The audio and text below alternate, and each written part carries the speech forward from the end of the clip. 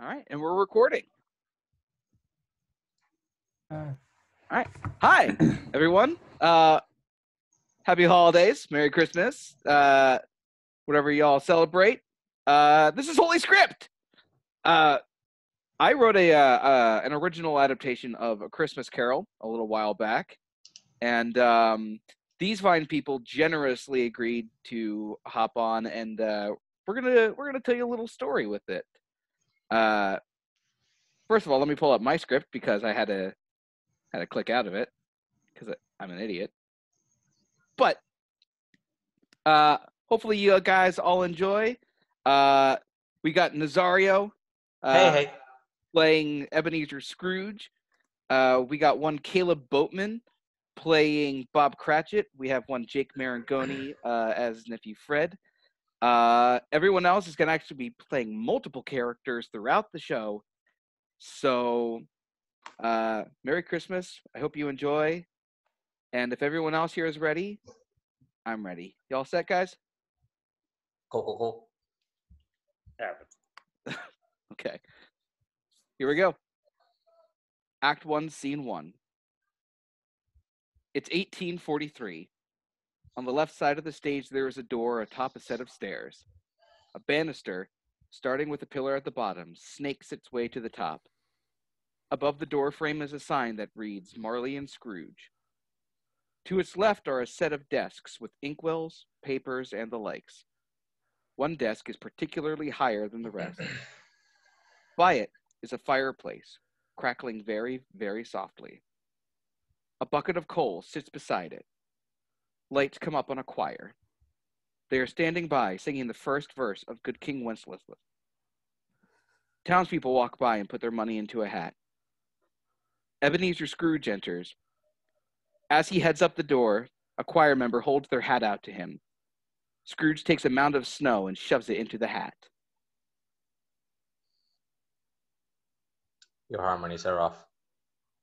Well, Merry Christmas to you, Mr. Marley. Scrooge storms into his office. That's not Marley. That's Ebenezer Scrooge. Then where's Marley? Well, Marley's dead to begin with. Really? There's no doubt whatever about that. The register of his burial was signed by the clergyman, the clerk, the undertaker, and the chief mourner. Even Scrooge signed it, and Scrooge's name is good upon anything he chooses to put his hand to. Old Marley is dead as a doornail. Mind, I don't mean to say that I know what there is particularly dead about a doornail. He must have left a lot to his family. Wrong. Scrooge obtained it all. Scrooge was his sole executor, his sole administrator, sole assign. Well, that sounds absolutely horrid, not to leave his family anything. His sole friend, and his sole mourner. Oh. 'Tis a shame, really. Why does the sign still read Marley and Scrooge? Most likely because he's too cheap to have it painted over. He's a tight-fisted hand at the grindstone, Scrooge. A squeezing, grasping, scraping, clutching, covetous old sinner. Hard and sharp as flint, from which no steel has ever struck out generous fire. Secret and solitary as an oyster. He's so greedy, he probably won't even give you the time of day. Is it me, or did it get colder once he passed by? Indeed it did. Let's go. We may get more people somewhere else. Anywhere else, more likely. The choir exits. Lights go down on the door and up on the desks. Bob Cratchit sits at a desk, writing feverishly away. He blows into his hands on occasion and wipes his nose. Scrooge sits at the tall desk, reviewing a large book. Bob looks at the fireplace, then up at Scrooge, then back to work.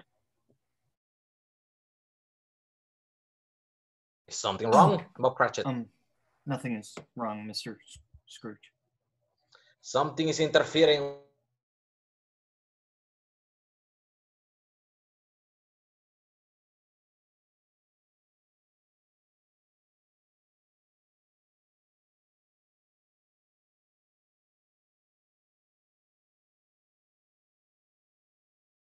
Then warm it with your hands. Coal is too expensive to be widely throwing it away. I feel it's pleasant, though. It's pleasant enough.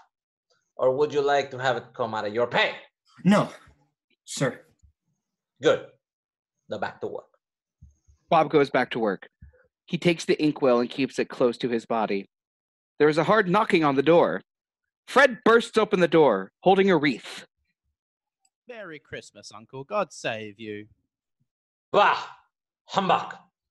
You better not have damaged my door. Do you understand how much it would cost to replace it? Christmas a humbug, Uncle? You don't mean that, I'm sure. I do. What right have you to be merry? What reason? You're poor enough. What right have you to be the smell? You're rich enough. And what right would men have to be merry in the unemployment line? Yes, sir.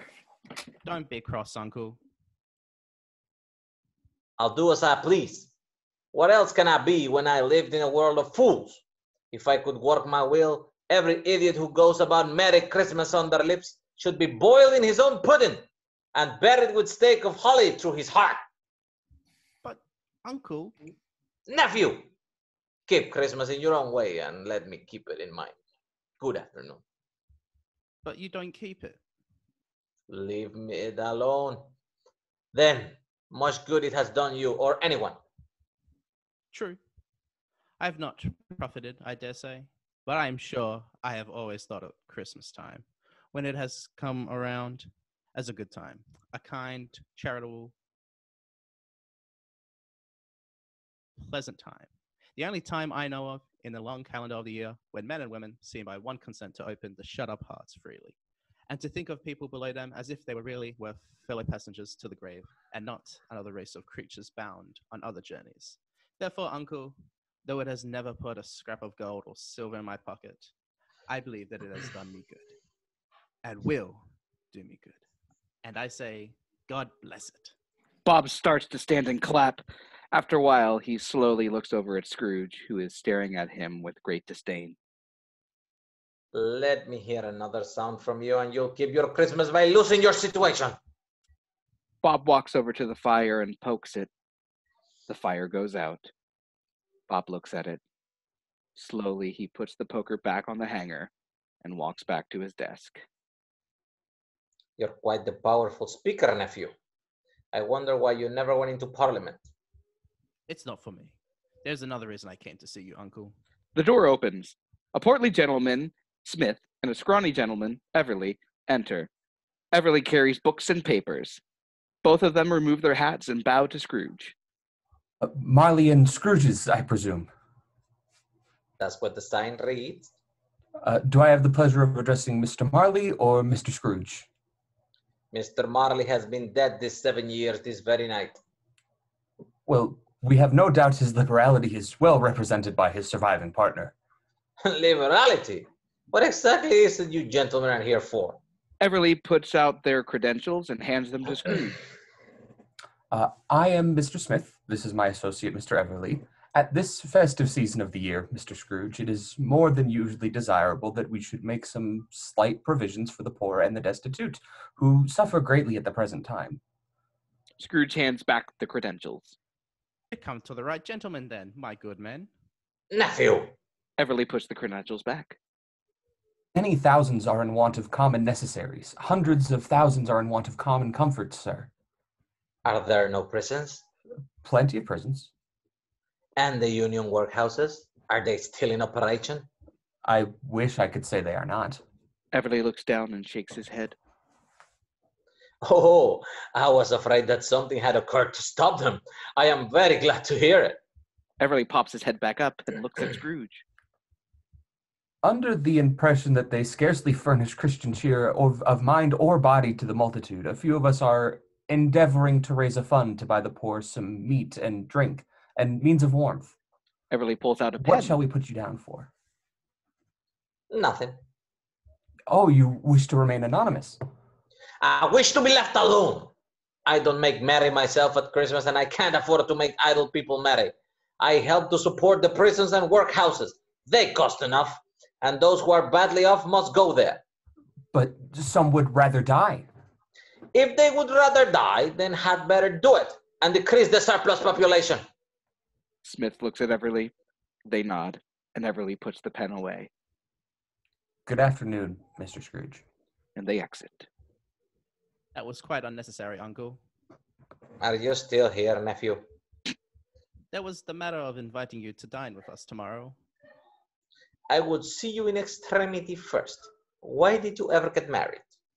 Why? Because I fell in love. Bah, love. The only thing in the world more ridiculous than a Merry Christmas. Good afternoon, nephew. You never came to see me before. Good afternoon. I want nothing from you. I ask nothing of you. Why cannot we be friends? Good afternoon. Fred getting ready to exit. I am sorry, with all my heart, to find you so resolute. But I have made the trial to homage this Christmas, He places the wreath on the front of Scrooge's desk. and I'll keep my Christmas humor to the last. He opens the door. So, a Merry Christmas, Uncle, Good afternoon. and a Happy New Year. Fred exits just in time not to get hit by the candlestick that Scrooge throws at him. Bob Cratchit. Yes, Mr. Scrooge? Pick up that candlestick. The lights go out. Act 1, Scene 2. It is sundown. Off stage, the choir women can be heard singing Silent Night. The wreath that Fred hung up on the desk is now in the fireplace. Bob Cratchit finishes up some paperwork. Scrooge is continuing his. The clock strikes. He hesitates and starts heading back to his desk. Please said Bob Cratchit. Bob walks back up to the desk. It's closing time, sir. Is it? The clock finishes chiming. Yes, sir. So it is. Same time tomorrow, Bob Cratchit. 8 o'clock. Not a second less or more. But, sir, tomorrow's Christmas Day. So it is. What of it exactly? Please, sir, let me take off. Or... Why should I go and do a thing like that? All other businesses will be closed that day. Who will be there to make business with? It would be useless. You'll be paying me for nothing. Scrooge stares at Bob. You want the whole day tomorrow, I suppose? If quite convenient, sir. It's not convenient. It's only once a year, sir. A poor excuse for picking a man's pocket every 25th of December. But I suppose you must have the whole day. Be here all the earlier the next morning. I promise, sir. Good afternoon. Bob makes his way to the door, putting his coat and hat on the way. I know you won't accept this from anyone, let alone me, sir, but Merry Christmas. Bah! Bob exits. Scrooge finishes up and puts on his coat and hat. A lone child starts to sing God Rest Ye Merry Gentlemen as we head into Act 1, Scene 3. A London street. A door stands to the right of the stage. There is a large knocker on the front. Fog blankets the streets. A lone street lamp gives a little bit of light. It's enough. The child finishes singing as Scrooge enters and reaches his door. He pulls out a ring of keys and searches for the one that he needs. The wind rustles and whistles. Scrooge looks over his shoulder. Seeing nothing, he goes back to his keys. From the darkness, a face appears in the dark blue light. It is the face of Jacob Marley. A bandage is wrapped around his head. His hair is wild and disheveled. His face is snow white. A pair of spectacles rests on his forehead. Scrooge looks up at the door knocker. Scrooge. Scrooge yelps and falls backwards, dropping his keys. He quickly picks them back up and turns to the door. Before he can, the lights snap off of Marley. Scrooge looks around. Humbug. Scrooge finds the key he's looking for and unlocks the door. He shoots a look at the door knocker before opening the door. He enters his house, slams the door behind him. The sound of the door locking echoes through the air. as we head into Act 1, Scene 4. Scrooge's study. There is a fireplace with a painting of Scrooge hanging proudly above it. There is a bell above and on both sides of the fireplace. A chair sits alone in front of it. A bed with curtains surrounding it sits on the right side of the stage. Large French windows stand next to the fireplace. There is a door on stage to the left and one on the right. Scrooge slowly enters from the door on the left. He is dressed for bed, in a nightgown and cap. He holds a saucepan of gruel in one hand and a lit candle in the other. The door creaks loudly, no matter how slowly Scrooge opens and closes the door. He looks around the room. He locks 2 loud locks. Satisfied with what he sees, he moves towards the fireplace. There is a piercing sound of the wind blowing. His candle goes out. He places his gruel on the chair and lights the fire. In the light, a shadowy figure is seen. Scrooge howls and grabs the poker by the fireplace, and he beats the figure with it. He stops to see who he beat. It is just a coat rack with a coat and hat. Nothing to be worried about. He puts the coat rack back up and sits in his chair to enjoy some gruel. A few seconds pass. One of the bells rings gently, and then stops. Scrooge looks at the bell. The other bell rings gently and then stops. Both bells ring louder and more forcefully than before. Clang, clang, clang, clang. Scrooge runs over to them, trying to stop the ringing, but he can't control them all. The fire goes out. The bells stop. Silence. Sounds of dragging chains start to ring through the halls, louder than the bells ever could. Scrooge. No, I won't believe it, no. Scrooge! Marley walks through the locked door, his chains covered in cash boxes, padlocks, keys, ledgers, deeds, and more, rattle and clang as they scrape across the floorboards. Scrooge grabs the poker and brandishes it like a sword. What do you want with me? Much. Who are you? Ask me who I was. You're particular for a shade. Fine, who were you then? In life, I was your partner, Jacob Marley. You don't believe in me? I don't. Why do you doubt your senses? Because the little sting affects them. It's all humbug. A slight disorder of my stomach. You may be a bit of undigested beef, a blot of mustard, a crumb of cheese, a fragment of undone potato. Yes, there's more gravy than grape about you. Marley wails a horrible moan. Scrooge backs away as fast as he can. Mercy, mercy. Do you believe in me or not? I do. I must. Marley stops. Scrooge slowly and carefully puts the poker back. Can you sit? I can. Please, do then. Marley sits in the chair. Why do you come to me, Jacob? Why does your spirit walk the earth? It is required of every man that the spirit within him should walk abroad among his fellow men. And that spirit goes not forth in life, it is condemned to do so after death. It must witness what it cannot share, but might have shared on earth and turned to happiness. Marley moans, and Scrooge readies for the worst again. However, it is a very faint moan, and nothing else happens. You are feathered. Tell me why. I wear the chain I forged in life. I made it link by link and yard by yard. I girded it of my own free will, and of my own free will I wore it day by day. Is its pattern strange to you? You should see the weight and the length of the strong coil you bear yourself. It was as full and as heavy and as long as this 7 Christmas Eves ago. You have labored on it since. It is a ponderous chain. Marley points to the portrait.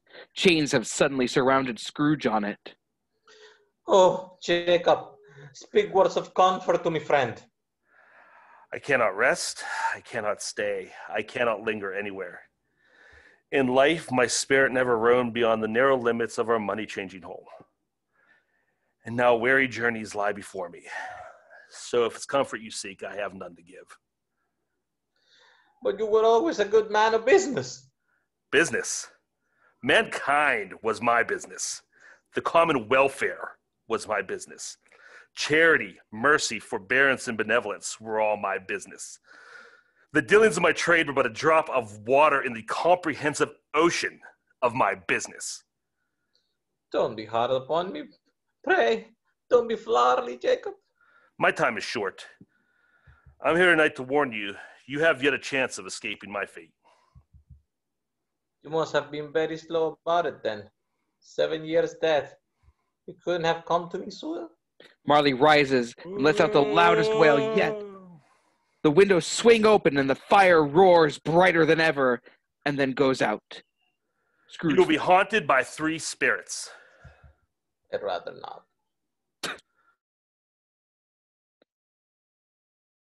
Without their visits, you cannot hope to shun the path I tread.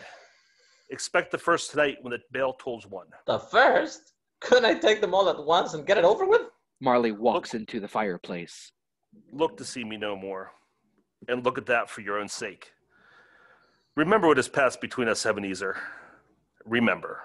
He wails, and the fire roars. The fire calms to a normal level, and Marley is gone. Scrooge, out of breath, runs to where Marley was last standing and checks the floor. Then he runs to the door and tries to open it, but the locks are still in place. He turns to the portrait, but it is back to normal. No chains. Huh? Scrooge puts out the fire. The offstage men of the choir softly sing, "Mary, Did You Know?" as Scrooge climbs into bed. Before he goes to sleep, he surveys the room one last time before closing the curtains into Act 1, Scene 5. The choir stops singing. It is roughly 2 hours later. Scrooge is still in bed with the curtains drawn. The bell tower starts to ring the hour. Scrooge whips his head out from behind the curtains. The hour itself, and nothing more.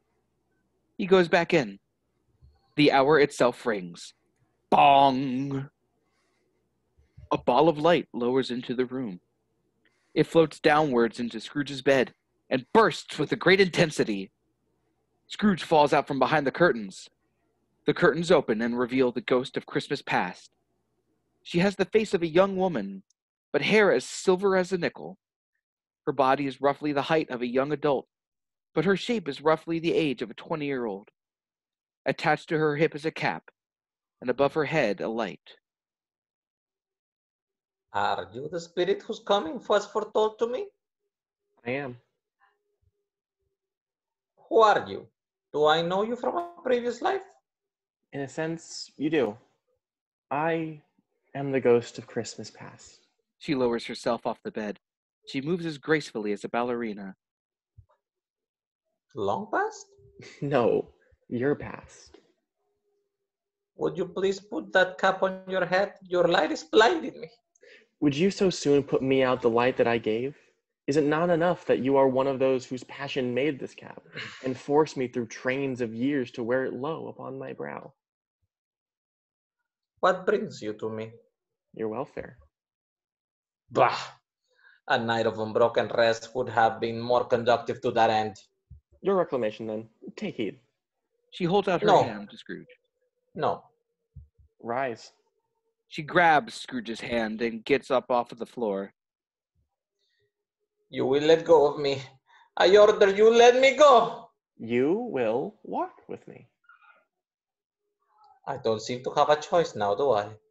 They move to the French windows, and with a wave of her hand they open. She starts to walk out, but Scrooge stays where he is. Spirit, I am mortal. I am liable to fall. As long as you hold on to my hand, you will be upheld in more than this. Have faith. They exit through the windows. The sopranos of the choir sing "Bring a Torch, Jeanette Isabella" as the lights go out. Into Act 1, Scene 6. A set of desks sit to the left of the stage. To the right is a sign. Both are in dim lighting. The sound of children playing can be heard faintly in the distance as Past and Scrooge enter. Good heavens, I was a boy here. I was bred in this place. Strange to have forgotten it in so many years. Do you recognize anyone you see? I certainly do. That's Thomas Avery. And there's Orson Whitlock. School must have let out. Hello? Hello? They don't seem to hear me. These are but shadows of the things that have been, Ebenezer. They have no consciousness of us. Let us go on. The school is not quite deserted. I know it. The singing stops. The lights come up on the desk. A young child sits at one with a book in his hands. It is Scrooge when he was a child. Adult Scrooge sits beside him. I remember all the stories I read while I was here. Robinson Crusoe, Ali Baba. Oh, I could vividly imagine the stories and the characters right in front of me. I could see the Sultan's groom turned upside down by the Jinnah. Served him right. I'm glad of it. What business had he to be married to the princess? I would always read when I was alone. Scrooge looks at his former self and rubs his eyes. I wish. But he composes himself. It's too late now. He'll be getting a visitor soon. A visitor? A young girl bursts into the room. It is Fan. She's a little younger than Child Scrooge. She runs to him and gives him a massive hug. Fan! There you are, dear brother. I have come to take you home. Home, little Fan? Yes, home. I finally convinced Father. There is a coach outside waiting to take us. Young Scrooge takes Fan's hand. Words cannot describe how much this means to me, Fan. Thank you. The two of them run out. Scrooge walks to where they exited and watches them. Always a delicate creature, but she had a large heart. Did she have any children? One. She died a young woman, I believe. Am I correct? She did, while giving birth. Just like our mother to her. Scrooge sighs. Past puts her hand on his shoulder. I'm sorry. We must move on to another time. A more pleasant one, I hope. They walk towards the sign. The schoolroom lights go down as the desks go away. Lights come up on the sign. It reads Fezziwig's Warehouse. Bless my heart, I was an apprentice here. Yo-ho! Why, it's old Fezziwig. Bless his heart, is Fezziwig alive again? Fezziwig enters. He wears a Welsh wig and a big smile. Following behind him is young Ebenezer, carrying papers. No more work tonight, Ebenezer. It's Christmas Eve. Let's have the shutters up before a man can say, "Oh, holy night." Sir, I've been looking at the numbers. This party is going to cost a lot of money. Do we have enough? The annual Fezziwig Christmas party, I almost forgot. This was always the talk of the town this time of year. Fear not, my boy. I always have a little extra saved aside. Now, clear away and get ready. Everyone's coming. Exactly how many? Can I just tell you? Everybody! He slaps young Ebenezer on the back and laughs. Young Ebenezer exits and the guests enter, looking their absolute finest. Mrs. Fezziwig joins her husband. Yo-ho, everyone! It is a pleasure to have you all here tonight. My wife and I are very pleased that you all can make it. I hope that your holidays are as bright as the lamps that line the streets tonight. Enjoy yourself. Merry Christmas and Happy New Year. Music starts playing and the guests enjoy the festivities. Another wonderful speech, my dear. You had my heart aflutter. Oh, thank you, my dear. You're not just saying that to be nice, are you? No, last year's was a little better, however. No, you sly goose, you. The dancing and noisy cheer continues. Fezziwig and his wife are very good dancers. Scrooge is enjoying every minute of it all. A small matter to make these silly folks so full of gratitude. Small. Everyone was like family to old Fezziwig. He has the power to render us happy or unhappy. The happiness he gives is quite as great as if it cost a fortune. Do you recognize anyone here? There are faces that I recall, but not necessarily names. Unbeknownst to him, a beautiful young woman, Belle, enters the party. Fezziwig walks over and greets her. Oh, it's wonderful to see you, my dear. There is someone I must introduce you to. Yo-ho, Ebenezer! Young Ebenezer enters. Scrooge turns and sees Belle. Ebenezer Scrooge, I would like to introduce you to Miss Belle. Pleasure to make your acquaintance, Mr. Scrooge. Pleasure is all mine. Young Ebenezer takes her hand and they exit. So, you do remember her. How could I ever forget? She was a thing of beauty. The most beautiful eyes you've ever seen. A man could get lost in them. There was another Christmas with her. Am I correct? There were a few, but no. No, Spirit. Not that Christmas. The Fezziwigs and the guests waltz off stage, and the lights dim out, and the music dies out. Into Act 1, Scene 7. The lights come back up on a blank stage, and young Ebenezer and Belle enter, dressed for outside weather. Scrooge and Past watch from a distance. We must start planning for the wedding, Ebenezer. It's been 5 years since you proposed to me. I cannot wed you, Belle. Not yet. Do you understand how much a wedding costs? There's the food, the dress, everything. We do not have the money to spend on frivolous things such as those as of yet, if we want to make our way in this world. I cannot stay with you any more than Ebenezer. I don't understand.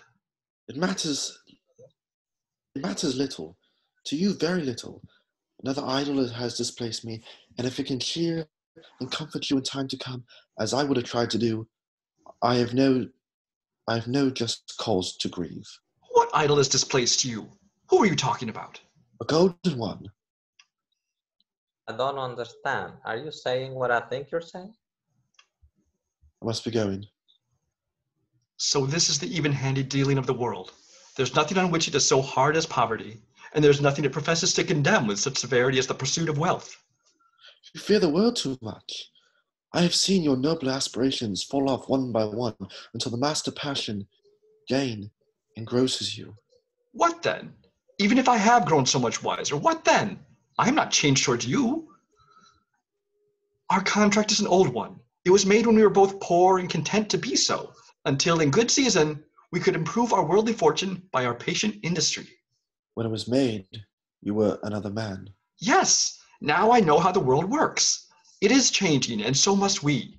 I thought you would understand too by this time. I was a boy back then.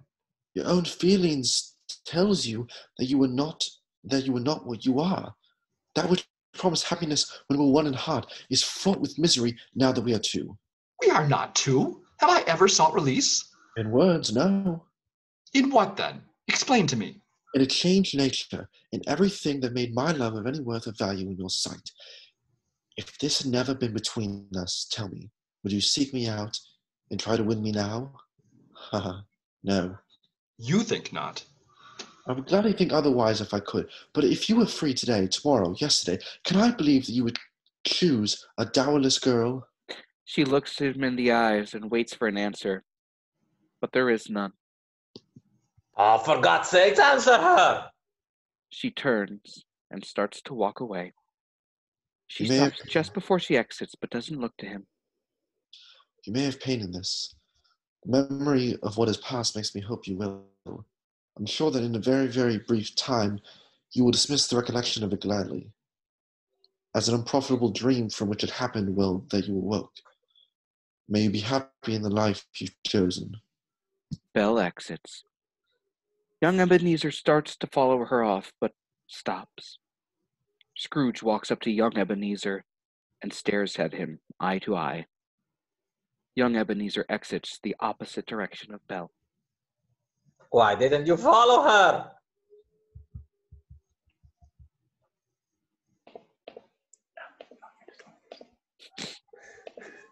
I just closed the script. Sorry, give me a second.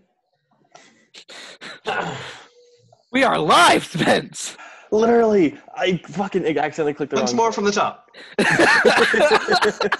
All right, somebody else pay $20. Page 35. Thank you.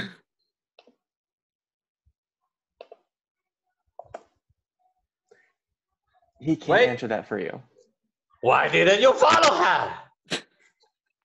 He can't answer that for you. Only you can. Shadows of the past, remember? Spirit, remove me from this place. I don't want to remember these people from my past. Take them away. No more. One more. Why are you so cold to me? I said show me no more. Fine. I will show you no more. But you will listen. Sweetheart? Sweetheart? Yes, dear. Ah, Belle. I saw an old friend of yours this afternoon. Guess who it was? How can I? Mr. Scrooge it was. I passed his office window, and as it was not shut up, he had a candle inside. I could scarcely help but seeing him. His partner lies upon the point of death, I hear. And there he sat alone. Quite alone. I said no more. He grabs the cap and puts it on the ghost of Christmas past, who disappears into the floor as the lights go out. The offstage choir singing the melody of God Rest Ye Merry Gentlemen. Remove me. I cannot bear it. No more. Lights up. Scrooge is back in his room, sitting on his bed with the curtains drawn back, squeezing his own nightcap. Exhausted, he loosens his grip and looks around. Realizing he is back in his room, Scrooge crawls into bed and puts his face in a pillow. As we go into Act 1, Scene 8. An hour later, the bell starts to toll the hour. Scrooge wakes and waits. The bell finishes its toll, and a bright light shines from the stage right doorway. An instrumental rendition of Auld Lang Syne can be heard. An offstage laugh echoes throughout the room. Scrooge gets out of bed and walks to the door. He stands before it, hesitating to open it. Come in, Ebenezer. Scrooge finally gets the will to do so and stares into the room. Come in, and know me better, man. Scrooge walks into the room without closing the door. As the end of Act 1, and the curtain falls. Act 2! Curtains up. As the curtain rises, the choir starts singing "O Come All Ye Faithful" off stage.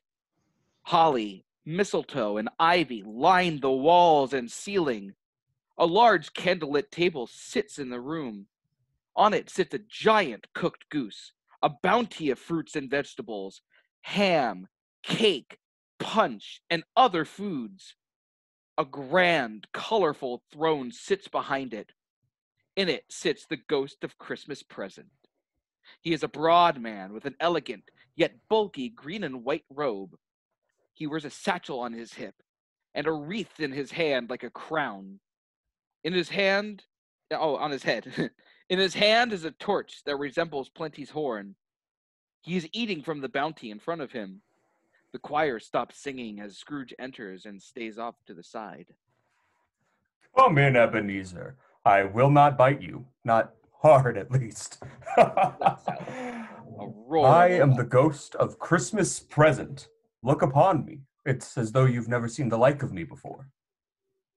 I don't believe I have.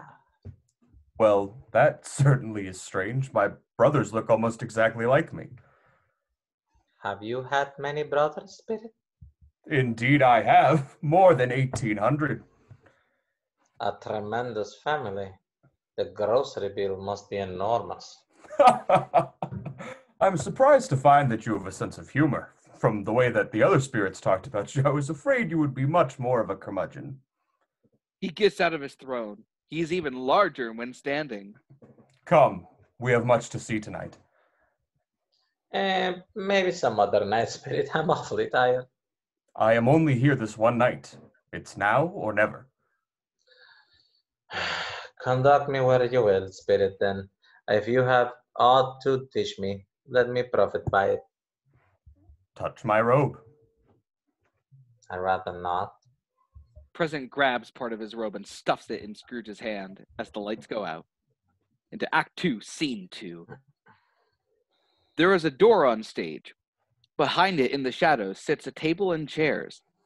There are figures standing and sitting in the dimly lit area. The choir stands on stage on the opposite side, singing Angels We Have Heard on High. Scrooge and Present enter, and townspeople walk along with presents and groceries. Present grabs a peach from a passing townsperson and starts eating it.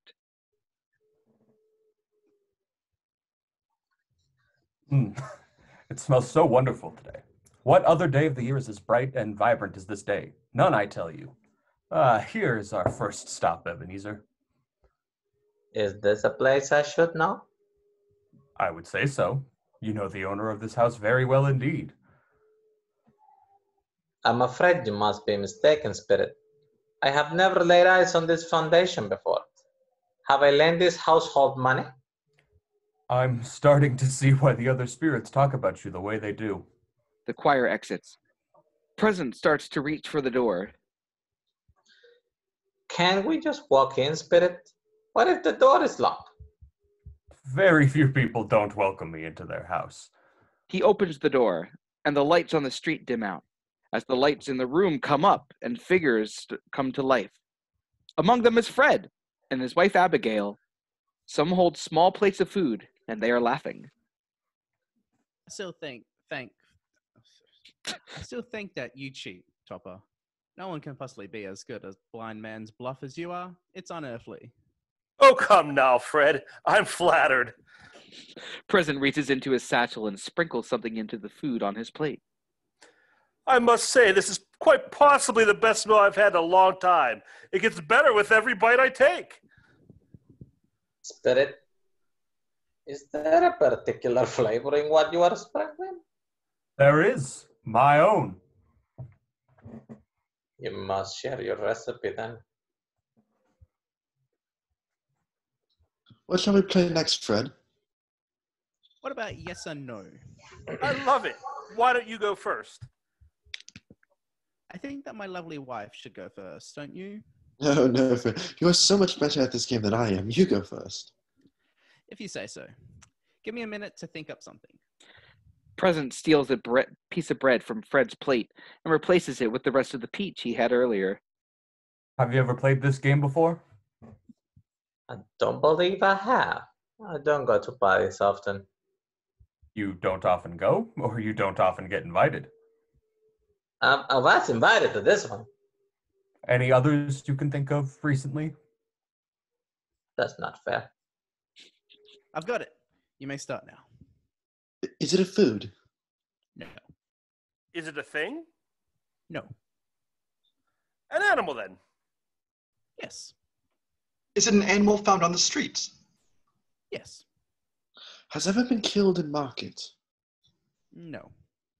So much for my cow theory. Would this animal possibly also found on a farm? Never.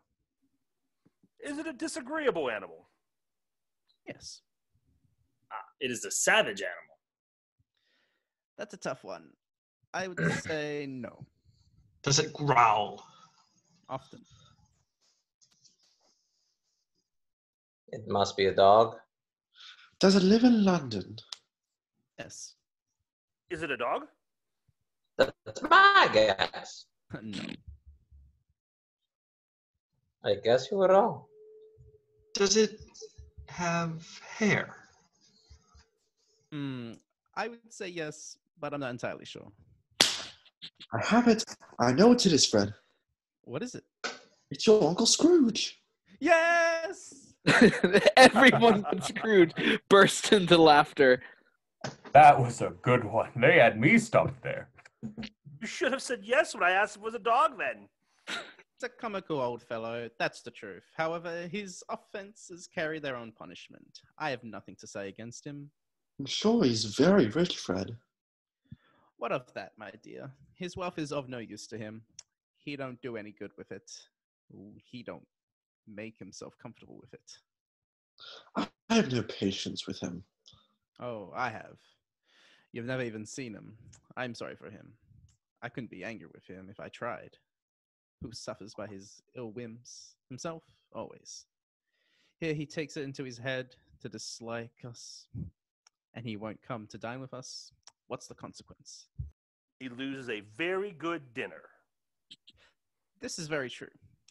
I was only going to say that the consequences of his talking a dislike to us and not making merry with us is, as I think, that he loses pleasant moments which could do him no harm. I'm sure he loses pleasanter companions than can he find in his own thoughts, either in his moldy old offices or in his dusty chambers. I mean, to give him a chance every year, whether he likes it or not, for I pity him. He may rail at Christmas till he dies, but he can't help thinking better of it if he finds me going there, in good temper, year after year, and saying, "Uncle Scrooge, how are you?" If it only puts him in the vein to leave his poor clerk, Bob Cratchit, £50. That's something. I think I shook him yesterday. You're a better man than I, Fred. He's given us plenty of merriment today, I'm sure, and it would be ungrateful not to drink to his health. Here's a glass of mulled wine ready to our hand at this moment. And I say, to Uncle Scrooge, may he live to finally become as merry as us. The others raise their glass as well. Uncle Scrooge. Uncle Scrooge. Come, Ebenezer. There's much more to see. He and Scrooge exit. The lights go out on Fred and his party. I do not know how to feel. How do you think you should feel? I'm not sure. There's a tightness in my chest, but it's been so long since I felt this way that I forget. Well, when you remember what it is, you must tell me. I never realized how much he looked like his mother before. Where are we off to next, Spirit? What's the fun of telling you ahead of time? I apologize, Spirit. It doesn't matter. We are already here. But this is the same door. The same door? Yes. Fred's door. We just exited the door. It's the same door. Is it now? They go into the door. While they have been talking, new figures have posed in the dimly lit room. Scrooge and Present enter the door. The lights come up. The table is half set for dinner. Peter Cratchit is finishing the table, and Mrs. Cratchit comes in, carrying mashed potatoes and gravy. The clock chimes. Would you please take one of these plates from my hand? I'm starting to feel unbalanced. Yes, Mother. Peter takes both dishes out of her hand. You didn't have to take them both. That's very kind of you. It just means the goose will come out quicker. I see now. Just because my hands are less full doesn't mean the goose is going to cook faster. The clock chimes. Where could everyone be? The church is a long ways away, Mother. I'm sure Father and Tiny Tim will be home shortly. I'm sure you're right, Peter, but there's also the fact that your sister is missing. Where could Martha be? Martha enters through the door. Here's Martha. Merry Christmas, Mother. Merry Christmas, my dear. They hug. Bless your heart alive, my dear. How late you are. We had a deal of work to finish up last night and had to clear away this morning. Well, never mind, so long as you are here. Come, sit down. It smells wonderful. Mother's cooking a wonderful goose. It must be this big. Indicating with his hands. It's overly large. Your brother over-exaggerates. I'm sure that if it tastes as good as it smells, it will feel that big. Would you like anything to drink? A glass of milk would be wonderful. I'll be right back. Mrs. Cratchit exits. Should I know these people? Usually I have some connection to the people you show me. But these people are a mystery. I should hope you know these people. There's at least one you should be very well acquainted with. Mother! Father and Tiny Tim are coming down the road. It's about time, Martha. Get behind me. Let's have some fun. Martha hides behind Mrs. Cratchit. Bob enters the house with Tiny Tim on his shoulder. Tim carries a crutch. His leg is wrapped up, and while looking sickly, has a shine to it. They are singing Joy to the World. Repeat the sound in joy.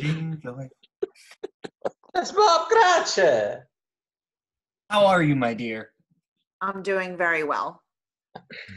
Where is our Martha? Not coming.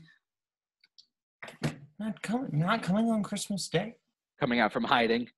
Here I am, Father. She gives him a big hug. She gives Tiny Tim one as well. How are you doing, Tim? How was church? It was as beautiful as you could ever imagine. I've never seen the candles glow so brightly, and the choir sounded better than ever before.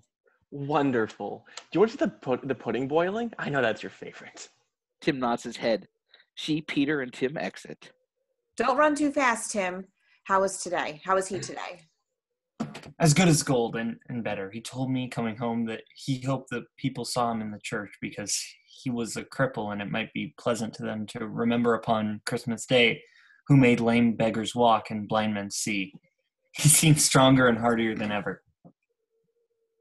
Peter and Tim enter the room. Peter, wait for me.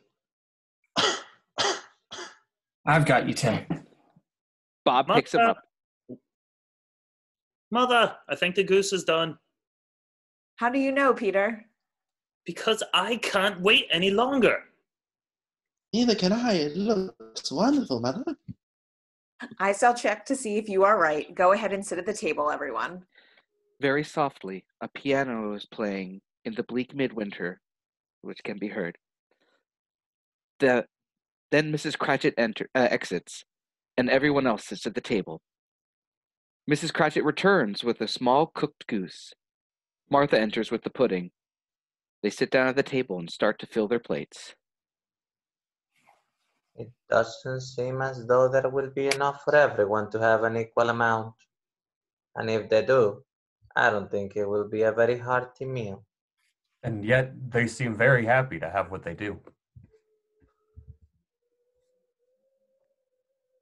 Mr. Scrooge. I give you Mr. Scrooge, the founder of the feast. The founder of the feast, indeed. I wish I had him here. I'd give him a piece of my mind to feast upon, and I hope he'd have a good appetite for it. My dear, the children. Christmas Day.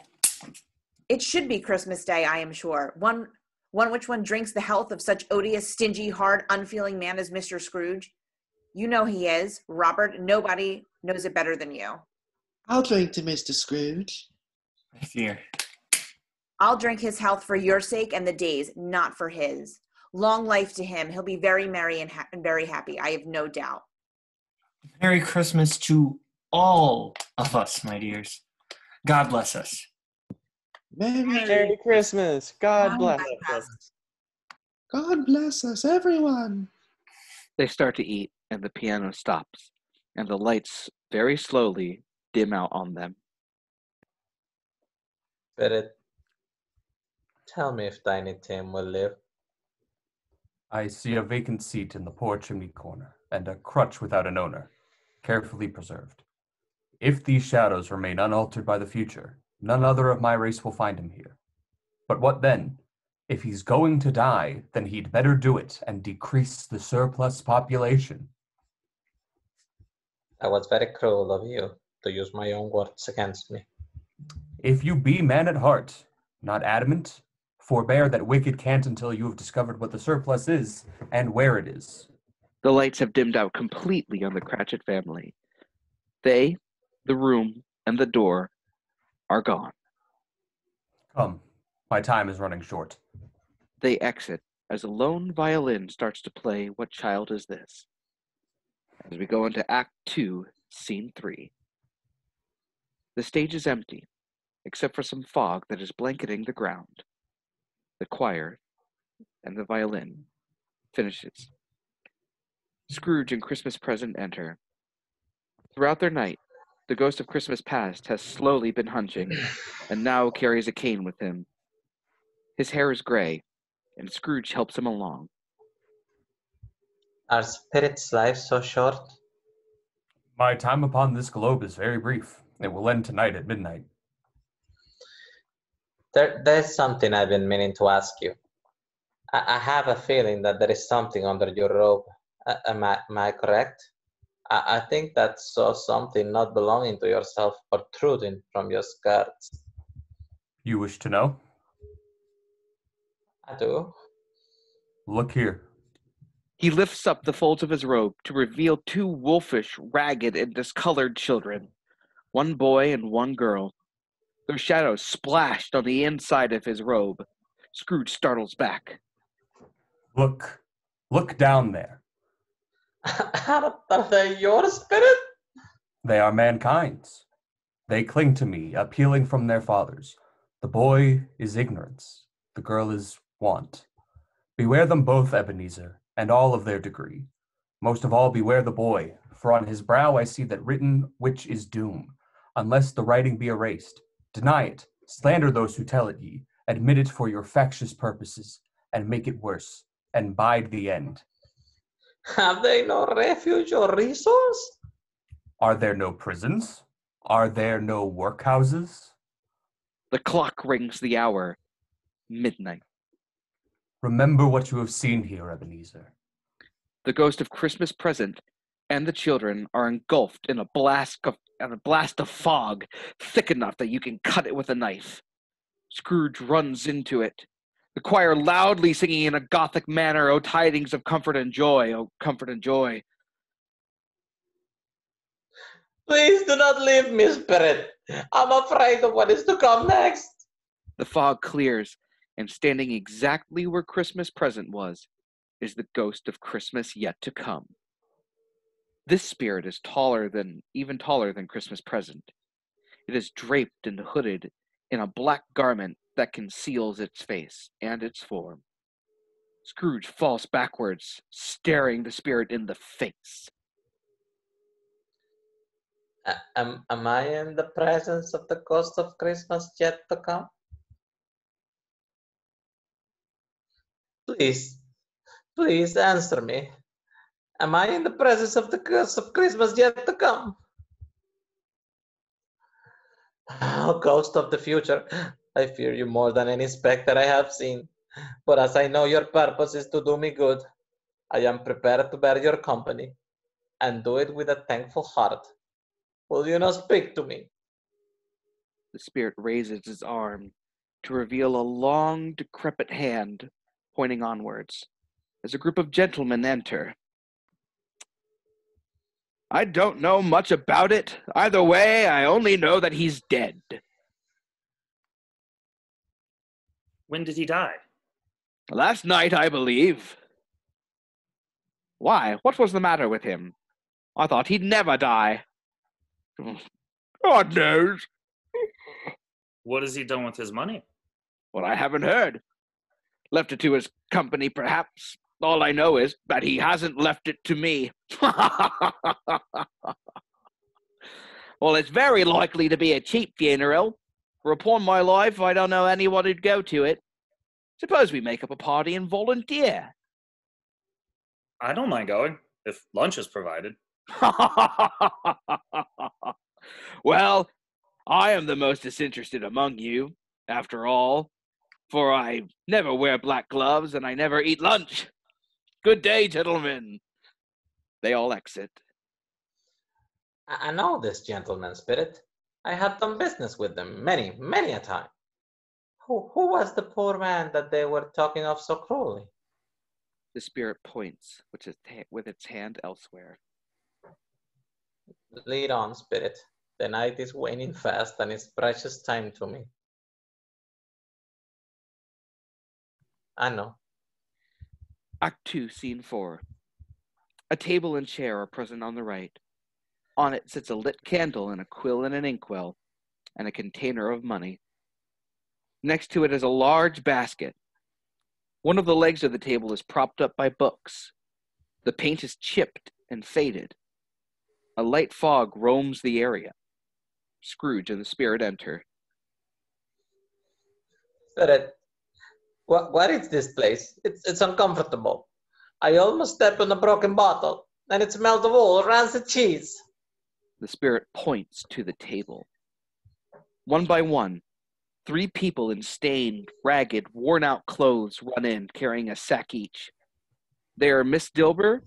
Dilber, Ragged John, and Mrs. Haversham.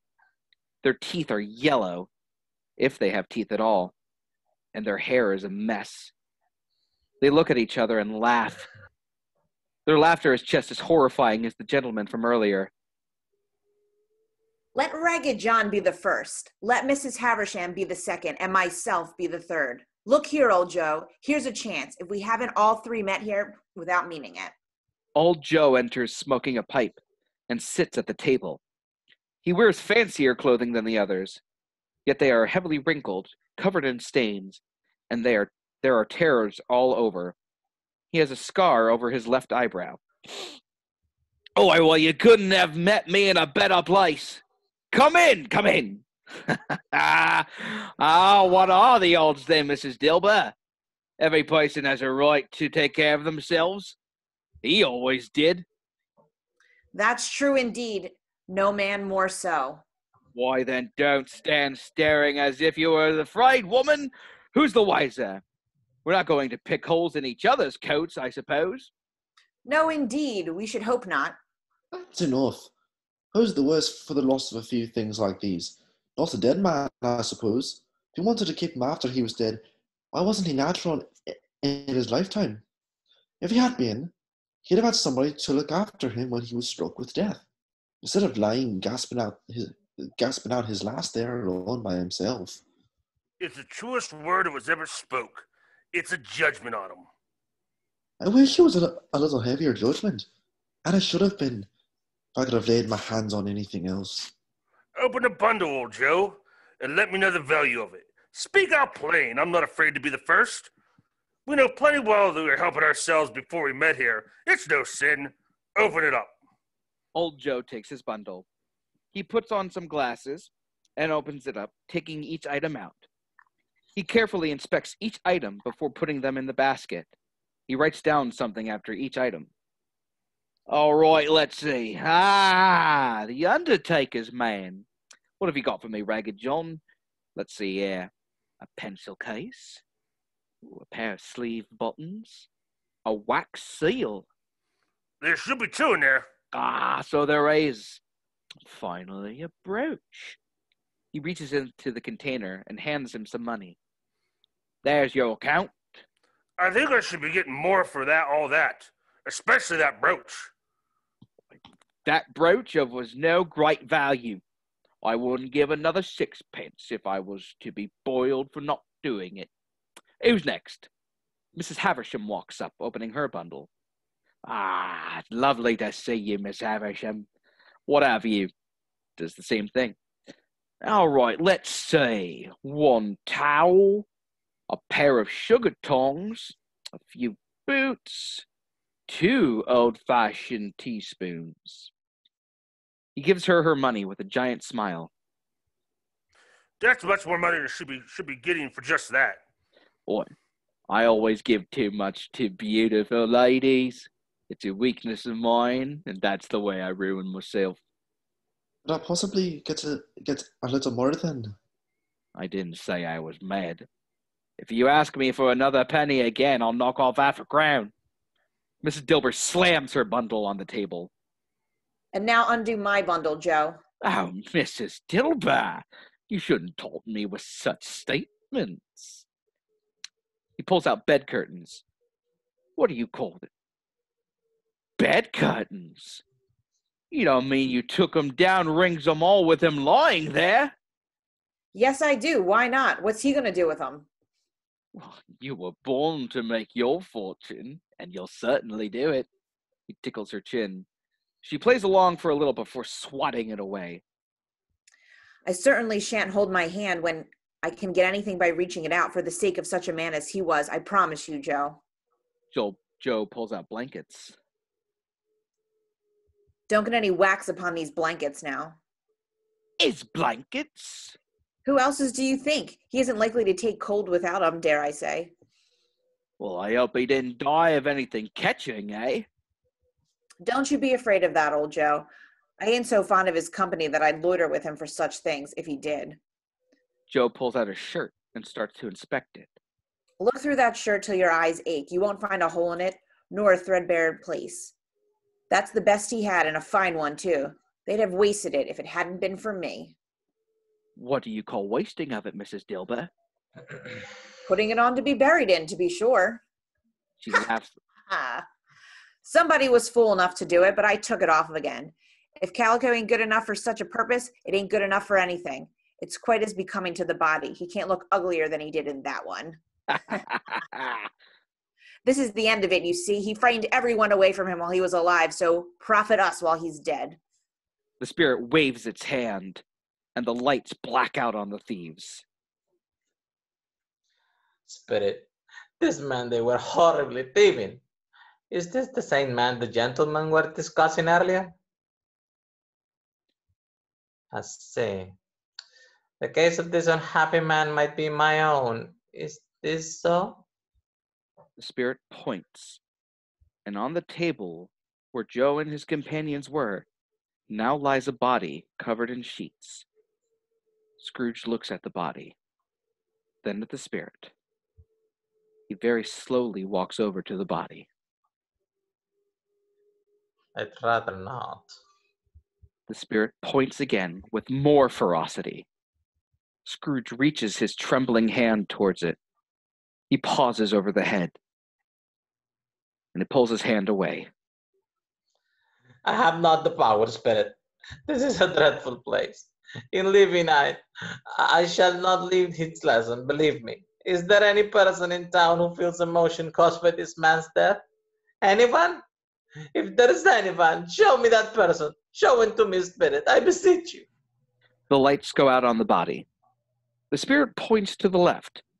Caroline, a young woman, is pacing, and Richard enters. What is the news, Richard?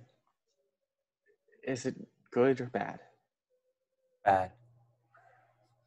We are quite ruined.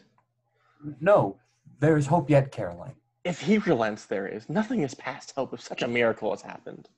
He is past relenting. He's dead. Oh. When I had heard that he was not feeling well when I had tried to see him to obtain a week's delay on our payments, I had thought it was just a mere excuse to avoid me. Turns out to have been quite true.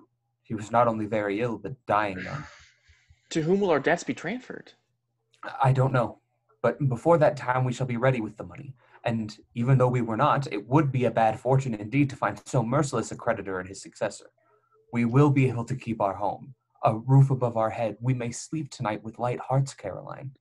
The spirit waves its hand, and they disappear in a blackout.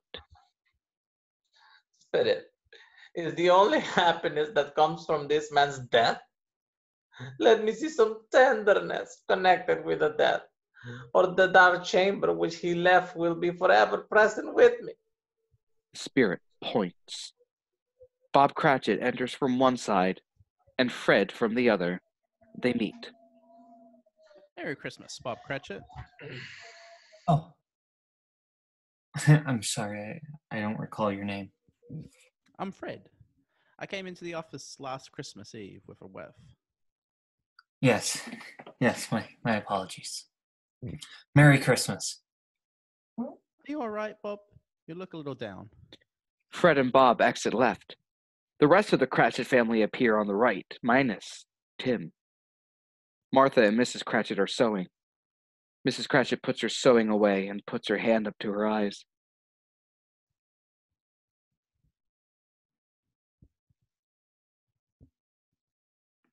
Is everything all right, Mother? The color hurts my eyes. They're better now. It makes them weak by candlelight. I wouldn't want to show weak eyes to your father when he comes home. It must be near his time. Past it, rather. I think he has walked a little slower than he used to these last few evenings. No. I have known him to walk with. I've known him to walk with Tiny Tim upon his shoulder, very fast indeed. And so have I. Bob and Fred enter from the left. I am very sorry for it, Bob Cratchit, and very sorry for your good wife. Thank you, Fred. I must be going. If I can be of service in any way, here's my card. That is where I live. Pray come to me. I will. Fred exits off left. Bob walks to his family. Sorry that I'm past my time.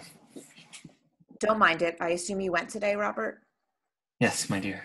I wish you could have gone. It would have done you good to see how green the place is.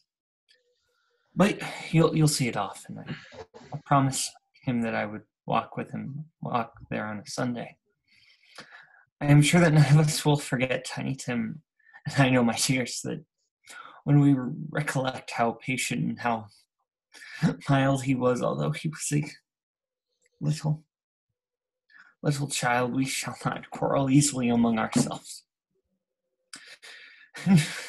Forget poor Tiny Tim in doing it. My child. My little child. He falls to his knees crying, clutching himself. Scrooge starts to walk over to Bob, but the spirit waves its hand and the Cratchits are gone in a blackout. Spirit, something informs me that our parting moment is at hand. I know it, but I don't know how. Please, tell me what man that was we saw lying dead. The spirit points, and a broken tombstone rises from the ground. It is covered in snow, blocking the name. Scrooge, trembling, slowly begins to walk towards it. He stops and turns to the spirit. Before I draw nearer to that stone to which you point, answer me one question. Are these the shadows of things that will be, or are they the shadows of things that may only be? Men's curses will be foreshadow certain ends to which, if persevering, they must lead. But if the curses be departed from, the end will change. Say is this thou? Say is that would you show me? The spirit points again to the tombstone. Scrooge creeps over to it and wipes the snow away to reveal his name. Ebenezer Scrooge, no, Spirit, hear me. I am not the man I was. I will not be the man I must have been for this to intercourse. Why show me this if it's beyond all hope? Good Spirit, your nature intercedes for me and pities me. Assure me that I yet may change the shadow you have shown me by an altered life. He kneels at the spirit's knees and clutches its robe. I will honor Christmas in my heart. I tried to keep it all year. I will leave it in the past, the present, and the future. The spirits of all three shall thrive within me, and I will not shut out the lessons that they teach. Oh, tell me, may I sponge away the writings of this wretched stone? In a flash, the spirit sinks away into the ground, leaving its robe. The choir, louder than ever, singing, "Oh, tidings of comfort and joy." No! The spirit is gone. Scrooge picks up the robe and starts to leave before falling to his knees again, sobbing as the lights start to dim out. I promise you I will. Oh, Jacob Marley, I say it on my knees, on my knees. The lights go out. Act 2, Scene 5. Scrooge's bedroom. It is daylight. Scrooge is in the same position as before, but in his bed, clutching his bed sheets, still sobbing, and eyes closed. The soft sound of Joy to the World can be heard faintly. I say it on my knees, Jacob. He moves forward and falls off the bed. Where am I? I'm in my room. My wonderful room. He runs to the chair with the saucepan. There's the saucepan that my gruel was in. I nearly choked on it when Jacob came. There's the door where he entered. My bed. What about my bed?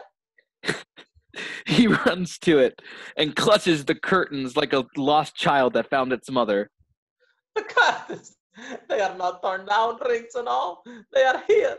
And here everything is here. The shadows of the things that would have been may be expelled. They will be. I know they will. I don't know what they do with myself. I am as light as a feather. I am as happy as an angel. I am as merry as a schoolboy. I am as giddy as a drunken man. He jumps on the bed. Merry Christmas to everybody and a Happy New Year to the world. He jumps off the bed and runs to the windows and bursts them open.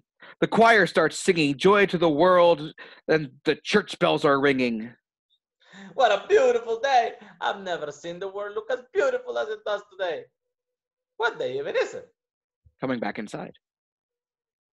I don't know what day of the month it is. I don't know who long I've been among the spirit. I don't seem to know anything. I'm quite a baby. Never mind. I don't care. He looks back out the window. You there, boy. Hello. Misa? Yes, you boy. What day is today? What's that? What is today? I can't hear you. I can't hear you over the bells. Speak up. What is today, my boy? Today? Why, it's Christmas Day. It's Christmas Day. I haven't missed it. The spirit did it all in one night. Of course they can. Of course they can. They can anything they like. My fine fellow, do you know the poulterers in the next street at the corner? Speak up. Do you know the poulterer in the next street at the corner? I sure hope I do. An intelligent boy, a remarkable boy. Do you know whether they stole the prize turkey that was hanging up on that? Not the little prize turkey, the big one on the window. What? The one as big as me? What a delightful boy. What a pleasure it is to speak with him. Yes, my boy, the one. It's hanging there now. Go and buy it. Go on. No, I'm in earnest. Go and buy it and tell them to bring it to this address that I may give them direction where to take it. Come back with the man and I'll give you a chili. No, 2 chilies. Come back with him in less than 5 minutes and I'll give you half a crown. Yes, sir. Scrooge closes the windows, muffling the music, if not stopping it. He comes inside, snickering to himself.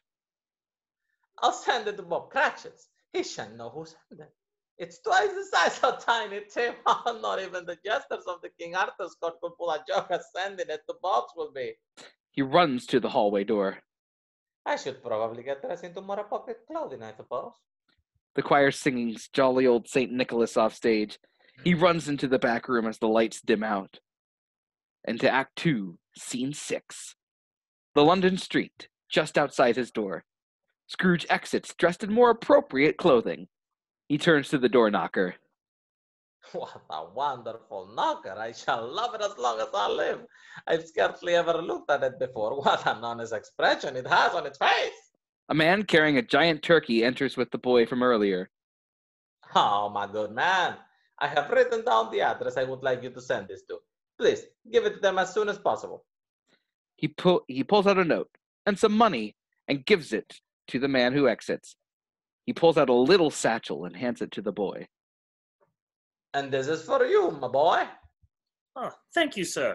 A Merry Christmas to you. The boy What runs a out. delightful boy. Everly and Smith enter. They see Scrooge and do an about face in an attempt to exit the way they came in. Gentlemen, please stay. I do wish to talk to you, and I wish you a Merry Christmas. They stop and turn towards him. Scrooge walks briskly over to them and violently shakes their hands. How do you do, gentlemen? Merry Christmas. I hope you succeeded yesterday. It is very kind of you both. Mr. Scrooge? Yes, that's my name. I fear it may not be pleasant to you. Allow me to ask your pardon, and you will have the goodness of... He gets in between them and whispers something into both of the men's ears. Lord bless me. My dear Scrooge, are you serious? Not a farthing less. A great many back payments are included in it, I assure you. Would you do me that favor? Smith shakes his hand. Everly shakes the other one. My dear sir, I don't know what to say to such. Don't say anything at all. Come and see me. Will you come and see me? We will. Thank you. I am much obliged to you. 50 times thank you. Bless you. I must be going, however. I am going to see my nephew for dinner, and I must be ready. Of course, Mr. Scrooge. Have a Merry Christmas. Merry Christmas, gentlemen. They all exit as the choir sings We Three Kings and the lights go down. Into Act 2, Scene 7. Fred's house. Abigail is setting up for the party. As the choir finishes singing, there is a knock on the door. She opens the door to reveal Scrooge. Hello, my dear. Is Fred at home?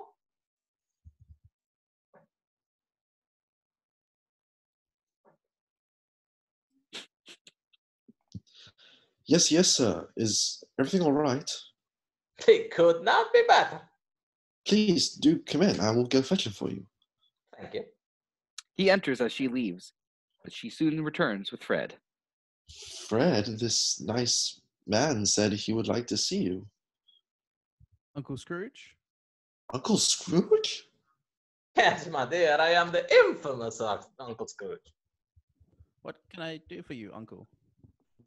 I came to wish you Merry Christmas, Fred, and inquire if I was still invited to dine with you this evening.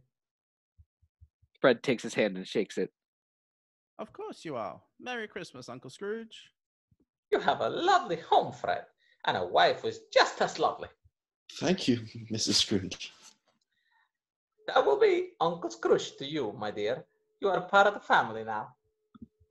The other guests will not be here for a few more minutes, but please do make yourself at home. I can't wait for you to meet our friend Topper. I think he and I will get along just fine.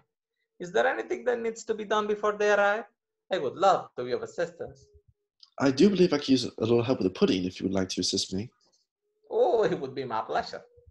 They exit as the choir starts singing Hark the Herald Angels Sing, and the lights fade out. Into Act 2, Scene 8. The office, and the door outside the next morning. Scrooge is sitting at his desk, looking at his watch. It's 9:15, and the clock chimes. 9:15 and he's still not here. This couldn't be working out any better if I tried. I can't wait. Bob Cratchit coming in late. What a joke I will pull on him. Scrooge sits and chuckles to himself and does some paperwork. After a little bit, Bob runs on stage and to the door. He breaks for a moment to test if the door is locked. It isn't. He takes a deep breath and walks inside as quietly as he can and tries to avoid being noticed. He's just about to sit at his desk, Bob Cratchit. stopping where he is.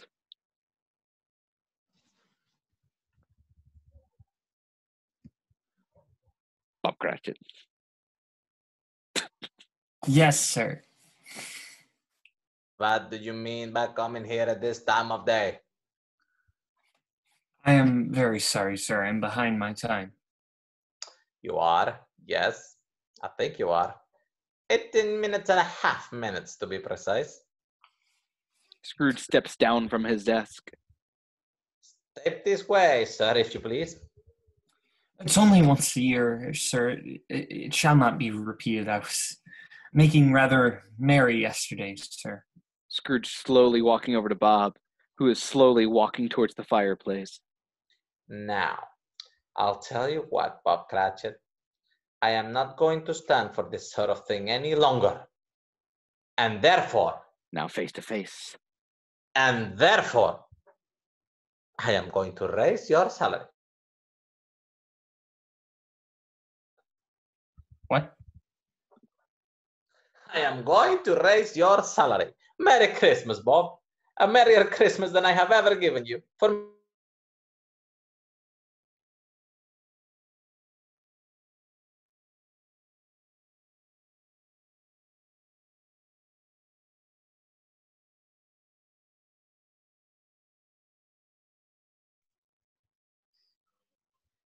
Scrooge reaches out for a handshake, but Bob hugs him.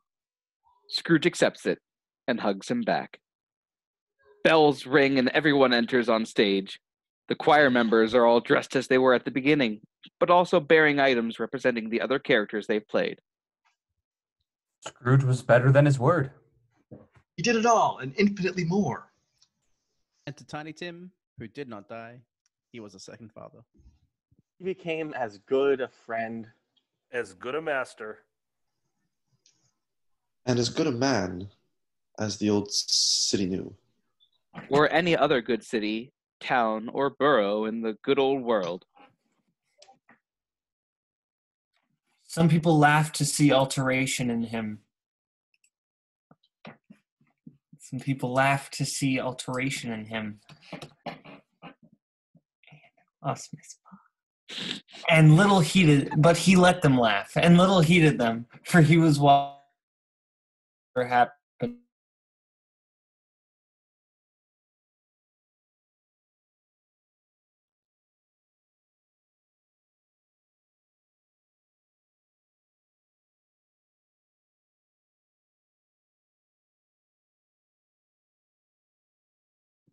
He had no further intercourse with spirits. In fact, he even lived upon the total abstinence principle ever afterwards.